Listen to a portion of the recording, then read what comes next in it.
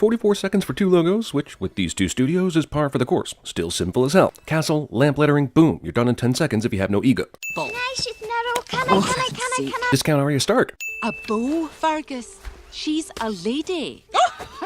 Movie has conflicting emotions about gender equality in a span of 2 seconds. Damn, how bad was her aim? Movie expects me to believe that this arrow shot went that deep into the woods. Movie barely cracks the 3-minute mark before introducing magic.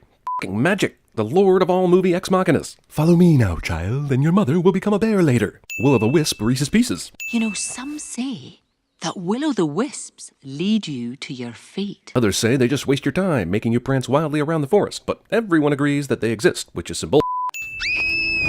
This giant-ass bear somehow snuck up on everyone. Come on, you! Movie thinks we're fooled that Fergus died by cutting away at the last second. Some say our destiny is tied to the... Narration. The story of how my father lost his leg to the demon bear Mordu became legend. And therefore we didn't bother to animate it or show it to you. It was too legendary. I can never get away with anything. That's because you're eating an apple and you look like an asshole. In what way did she think this was private? Also, she takes one bite and then throws it on the ground. At least leave it intact so it doesn't get all rotten. Why did she bring this apple in the first place? If you remove all the murder and rape, Merida is also kind of a discount Sansa star. Holy crap, now she's stealing apples and she's a princess, so nobody can say anything. So that's double asshole duty in 2 minutes. She sure can ride a horse out of the castle into the wilderness, but can she paint with all the colors of the wind? Huh? So basically badass maid Marion? Horse dog? What the hell? Is she doing a Tom Cruise impression? Or is this shit actually happening right now? I don't really know what prevented her from falling to her death, but thank God for an unusually strong grip that can stop falling momentum. Awesome. Now what? How do you even get down? 3 apple scenes in 4 minutes. This is an orgy of evidence that this movie was made for CinemaSins 6 months before we existed. I won't go through with it. You can't make me. What? An arranged marriage in a Disney movie? That's par for the course, actually. So, sin for repetition. He divided the kingdom among his 4 sons. One who is obviously evil because he's in the shadows and has demon eyes. Also, and this is totally racist, the bad brother is represented by the black chess piece. He followed his own path, and the kingdom fell. Seriously? The message here is that he followed his own path, and that's the reason why Merida can't shy away from tradition? What about the clearly more important part of this story where the guy was power-hungry and obviously an evil guy? But is Merida gonna bring up this point? Hell no. I swear, Angus, this isn't going to happen. Not if I've any say in it. But you and everyone else in this movie have gone out of their way to show me how much you do not have a say in it. They're the family you worry about, but turn out to not be that important to the story after all. They're the family that will eventually lose to the well-regarded Pentium clan. I can't breathe. And here's the I can't breathe cliche, as seen in all the movies where the plucky young heroine puts on restrictive clothing and doesn't want to marry whomever it is they're being offered. So we're supposed to think the awesome muscular guy is this dude's son, but his son is standing behind that guy. And my only question is, why is the strong, awesome guy standing so prominently in front of the crowd if he's not the dude's son? This king has a slippery grip on his subjects. Titty twisters. Well, this movie is doing nothing to improve the reputation of Scottish folk. Not that it claimed to be or anything, but still. Drinks and fights a lot. Check. I choose archery. The princess declared archery would be the contest of choice, so what's this f***ing log tossing going on for? 23 minutes in, and these kids have absolutely zero good qualities. They are terrible little bastards, aren't they? Also, these kids went through all this trouble to steal pastries, when there were about 100 different ways that didn't involve climbing a tent and swooping down to get them. Merida thinks this plan is going to work, as if Scottish laws deal in loopholes as ludicrous as this. Yep, Pixar is now stooping to, hey, look at my hairy asshole moments for humor. And I'll be shooting for my own hand. This is probably as blunt of a masturbation metaphor as it gets. Also, super sexist, ancient male-dominated society just lets her do this. This is probably as blunt of an emasculation metaphor as it gets. Do you ever bother to ask what I want? This whole script so far basically comes from the dusty blueprint of Rebel Without a Cause. Honestly, as valid as the conflict is in this movie, it just comes off worn out. Luckily for this blunt metaphor, the picture was drawn in such a way that the divide between mother and daughter is easy to slice a sword through. Overbearing parent literally destroys child's precious thingamajig cliche. Mom feels guilty about burning Merida's bow roughly 8 seconds after angrily throwing said bow into the fireplace. This movie is moving fast, at least emotionally.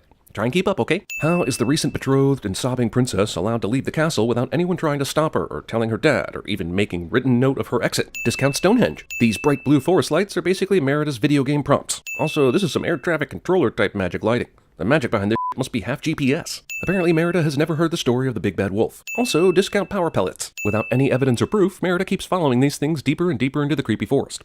Why would the wisps leave me here? I don't know. Maybe because it's a mysterious house in the woods? And man, you are super trusting of possibly evil creatures in the forest, aren't you? Merida doesn't immediately run out of the creepy wood carving hut. Fantasia broom is Fantasia. Toy Story Pizza Planet Truck Easter egg makes no goddamn sense in this ancient reality. You couldn't find a single Pixar character whose cameo would make more sense in this time period? Like Rex? Really? A goddamn pickup truck 2,000 years before trucks were invented? I'm surprised how upset this makes me. Are you sure you know what you're doing? How could she possibly know what she's doing? She stumbled into a witch hut in the forest and instantly asked for a spell. She's the very definition of no idea what she's doing. Have we here? This witch's brew has somehow produced a perfectly cooked fruit pastry from a cauldron of bubbling acid. And I've seen enough Top Chef to know that this is some bullshit here. You're sure if I give this to my mum, it will change my fate? Why is it that when these characters in these types of stories get a wish or something, they ask for the vaguest possible wish open for interpretation? Changing your fate could literally mean all outcomes, positive and negative, that don't involve marrying the three dumbasses at the archery competition. What was that thing about the spell? Did you say something? For no reason, the witch completely disappears before she can remember an important thing about the spell. Doesn't she have control over whether she disappears or not? Are the wisps responsible? Or was this house and witch created by a fairy godmother spell that expires after midnight? You made this for me. I don't know, this mom seems awfully trusting of her rebellious daughter after the she pulled today. Did Meredith's mom really just turn into a bear? Because that is not the movie I signed up for. I know she said, I want a spell to change my mum. but that was frighteningly vague and contained no mention of bears. Also, if you're wondering why this Pixar original didn't connect with you like you thought it might, look no further than the story, which sets up this badass independent woman as its heroine and gives her nothing to do except clean up a mess she started. Also, and they finally did it. Disney remade Brother Bear and made it into Mother Bear. The witch is to blame. But actually, no. Even though she's seen the shadow and saw her claws and all things pointing to being a bear, the mirror is what sends her into a surprised frenzy of destruction. It's funny her mom is still trying to be prim and proper even as a bear, but I'm shocked she's not concerned about her safety right now. What's worse, that this guy can smell a wife bear at over 500 kilometers? Or that said wife bear doesn't realize this and get the f*** out of Dodge as soon as she realizes she's a goddamn bear? You can have my desserts for 2-3 weeks. How are these kids not insanely fat at this point? Don't give me that kid metabolism nonsense either. These kids steal hundreds of pastries a day.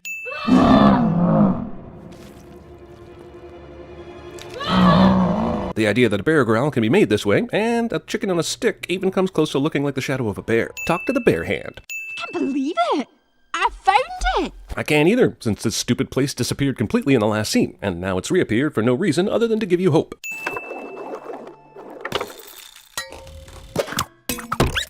Rube Goldberg, Ex Machina. There's one bit I forgot to tell you about the spell. Yeah, there really was no way I could just hang around for 5 more seconds, or leave you a note that didn't require a Rube Goldberg contraption. One more time. Fate be changed. Seriously, this couldn't be written down? Magically etched in stone? Welcome to the crafty carver. What? Remember when the witch did this earlier? She went through 3 choices, one ending with, if you're that red-haired girl, use vial 3. But instead of waiting for that, Merida panics and throws all the potions into the cauldron because she's a dick. Also, despite the fact that Merida just screwed herself anyway, couldn't the witch have left a few more vials of number 3, just in case she needed to hear that message again? How is that crown still on her damn bear head? Hell, that should have fallen off and gotten lost as soon as she went into bear mode. Look, either there's enough room to hide from the rain or there isn't. Don't show me a structure that seems to have all the room, and then show me 2 protagonists camped out on the edge, to where they're both getting rained on a ton. I mean, move back 10 inches, Jesus. I'll always be right here. Even if I'm a bear. This fire is the exact same fire in the fireplace from earlier. A princess should not have weapons, in your opinion. Merida tries to teach her mom a lesson about how it's good for a princess to have weapons, in a situation where they both are in this mess because of her in the first place. Yep, her mom is still a bear. Just popping in to clarify that continued apparent fact. Do bears even like their fish cooked? I can't imagine why or how or why they would, considering they can't start fires. I know this particular bear used to be human, but is there no bear inside there at all? 3 sins in 1 here. She thinks bears fish just by opening their mouth. This fish jumps directly into her not moving open mouth, and she spits it out like it's gross. Lady, you are a bear now. Get with the program. Yes, what every icy mother-daughter relationship really needs is for one of them to be turned into a bear and face the hardships of salmon fishing. Mom's full transition to wild bear happened really fast because I just saw a montage of her romping with her human daughter for like 5 minutes, and now this? I thought she had until the second sunrise. They'll show us the way. Will they really, though? They showed you the way to the witch's house earlier, and that just turned into a disaster. Why do you even trust these assholes? Isn't it nice that these ruins have a perfectly placed pile of rocks, so that if you fall through the floor, it won't kill you, or even hurt you? Rock depicting the story Eleanor told Merida just happens to have a split between the good brothers and the bad brother. Split, like the tapestry. I know! The parallels between that story and your story are crazy similar. This bear waited until Merida learned everything before coming into attack. Unlikely. Also, can we just go ahead and say the wisps are the antagonists of this movie? They are not kind, they are not helpful, and they are total assholes. These clans have been shooting at each other for what appears to be, well, long enough to shoot 100 arrows into each of all these tables, and no one is dead. I will say that this dude catching an arrow is hilarious. He's the best character in the movie because he's clearly above it all. We'd remove a sin, but the sin is that he's not in it enough. Sure, many of these clans are facing away from the big giant bear walking behind them, but Fergus and everyone else are facing toward the bear and somehow miss her completely. And Jesus, does no one see this fuckery going on? That is a lot of fuckery. Also, somehow all this works. Merida says we should love whom we want, and everyone beholden to these Scottish traditions just says, okay, well, at least we got to play some pointless games after sailing all this way. Just no fair marking us. This guy is harder to understand than Ennis Del Mar. Eleanor's bear-like tendencies show up when the plot needs it to. Funny how it didn't happen once while Merida was making her plea to the clans. Eleanor. Domestic violence. The best way to keep your daughter safe is to lock her up cliché. Triplet bears ex machina. Get the key. These assholes have been bears almost as long as Eleanor has, but never did anything bear-like or turned into real bears or anything remotely close to anything that matters to this story. One of the many talents Merida possesses is sewing while riding on a horse in the rain. We didn't see her honing these skills earlier, but we must assume that she did. Also, by the way, this whole thing is solved by sewing the tapestry back together. It did not require sneaking Eleanor back into the castle at all. This movie's resolution could have happened 10 minutes ago. This is the first time the Wisps have ever done anything useful. King is a dick to his daughter. I mean, this bear he doesn't realize is his wife is completely restrained right now. Why does he need to violently shove his daughter out of the picture? Mor'du prefers the knock people as far away as possible method of fighting, as opposed to using his claws to destroy them. Mor'du finds a way to taunt Merida, instead of revenanting her ass. When this movie started, if you'd have told me it was going to end with a human bear and a bear brawling in a rip-off Stonehenge arena, I'd have flipped you off and not even watched this shit. So, sin for you for not telling me that shit before I watched this movie. None of these onlookers try to assist in the takedown of Mor'du, because they're all little bitches. The deadline of the second sunrise is apparently set up to be when the light reaches the bottom of these stones, which is some horse shit. You know what I would have enjoyed more? A movie about a strong-willed Scottish princess refusing to get married by parental arrangement that contained no magic mother bears. We saw absolutely nothing that changed from the moment Merida put the tapestry on her mom to the time of the second sunrise, other than her cry. Which means that this is a supercalifragilisticexpialidocious asshole of a curse to tease this family like this. You changed. Oh, darling. We both have. Well, no, actually. Merida got everything she wanted without changing a bit. I'm naked. Well, no. Actually, you have a tapestry wrapped around you. I mean, I kind of get it and all, but stop saying things that aren't true. Yeah, that seems like the perfect match. Maudie, the most annoying character in the movie, gets the awesome warrior dude in the end. Makes sense. There are those who say fate is something beyond our command. And those people are correct. Our fate lives within us. You only have to be brave enough to see it.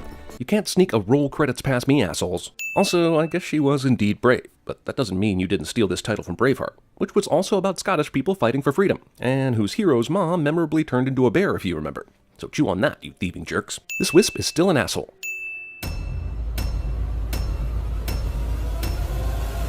If it's not Scottish, it's crap!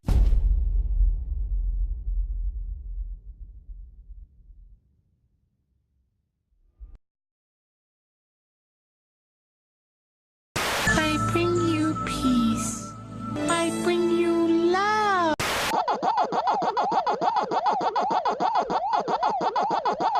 Some say our destiny is tied to the land. Jon Snow.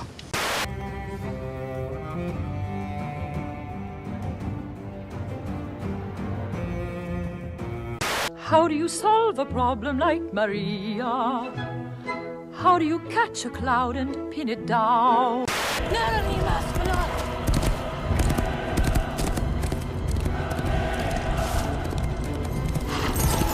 The bunny's scared, Mike. The bunny's scared of you. And you got Shit, fucking man. claws You got these and fucking fangs, claws and these man. fangs, man. And you're looking at your claws and you're looking at your fangs. And you're thinking to yourself, I don't know what to do, man. I don't know how to kill the bunny.